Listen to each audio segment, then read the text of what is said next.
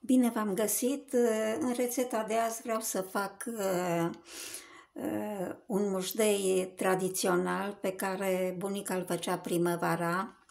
Îl făcea din frunze de usturoi și adăuga sau leuștean, țelină, pătrunjel, depinde, puteți să le faceți combinate sau în afara usturoiului celelalte frunze să le puneți singure. Frunzele de usturoi sunt recunoscute ca antimicrobiene, antioxidante, ajută la creșterea imunității și reduc inflamațiile. Leușteanul este recunoscut ca un diuretic natural.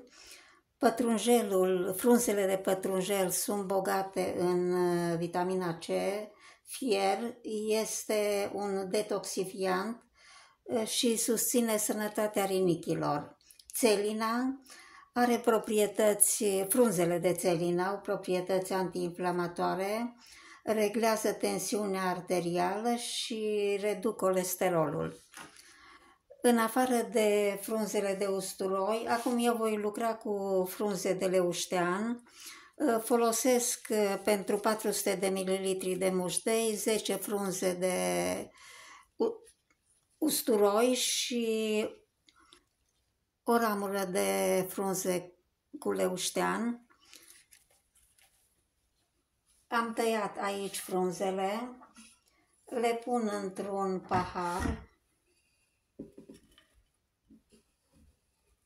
Deci aici am usturoiul,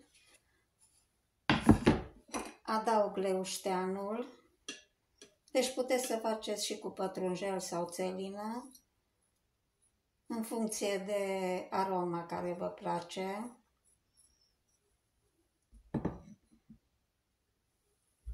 Adaug o linguriță de oțet de mere. Oțetul de mere are și el diverse beneficii. Este recunoscut ca antimicrobian, reduce colesterolul și reglează tensiunea arterială, poate să accelereze metabolismul, susține digestia și reglează glicemia. Voi folosi 400 de ml de apă, pun apa treptat, pentru că voi prelucra frunzele cu blenderul. Adaug și puțină sare, sarea adăugați în funcție de preferințe și oțetul de mere la fel, puteți mai acru, mai puțin acru. Și acum pornesc blenderul.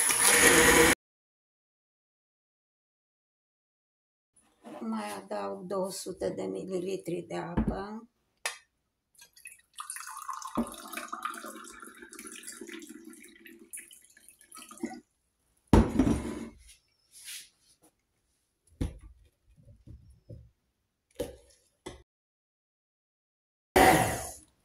Deci mușteiul e gata. Se poate adăuga opțional și o lingură de ulei de măsline. Acesta este mușdeiul pe care bunica îl făcea primăvara și îl folosea în special la mămăliga cu brânză, pe care o făcea și cu slănină topită, folosea jumările, grăsimea care o lăsa slănina, și cu brânza erau destul de grase și contrabalansa cu acest mușdei. Acest mușdei este foarte gustos, se poate folosi la fripturi, mămăliga cu brânză, la diverse preparate din carne care sunt grase.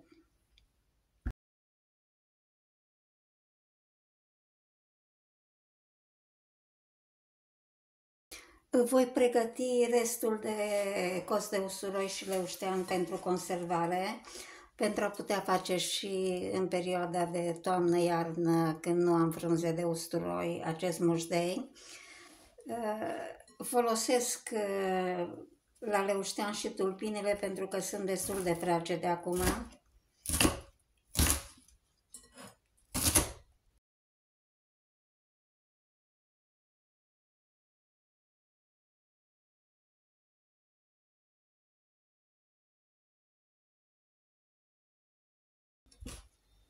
Deci am terminat de tăiat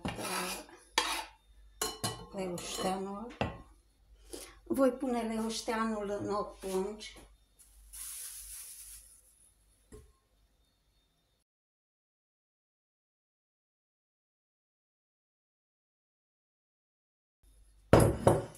Acum încep să tai usturoiul, frunzele de usturoi.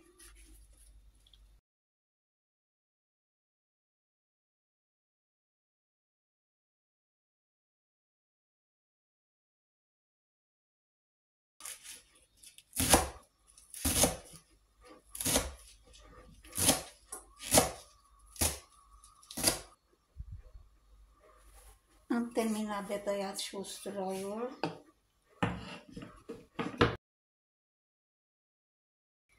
Deci împart și usturoiul în 8.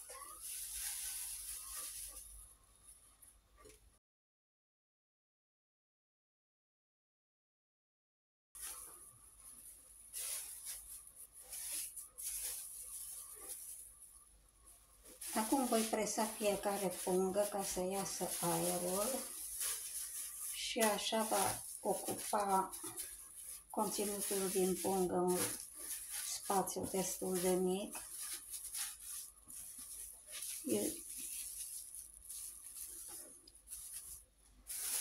Procedez la fel cu toate pungile.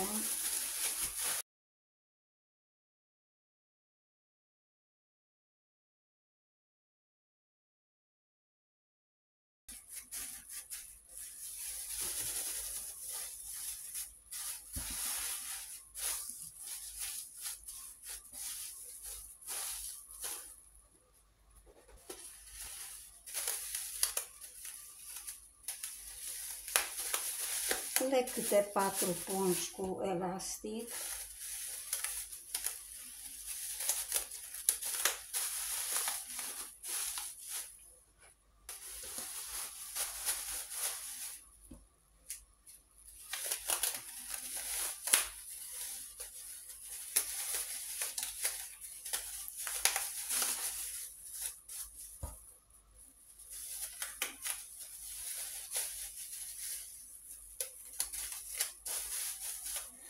Deci am obținut 8 pungi. Peste iarnă, dacă am nevoie, folosesc câte o pungă pentru mușdei sau dacă le amestec cu blenderul cu o lingură de ulei, pot să le folosesc și la diverse alte preparate. Le țin în congelator și își păstrează prospețimea, sunt exact ca și culese proaspete. Fac de mulți ani așa și se păstrează foarte bine. Vă doresc numai bine!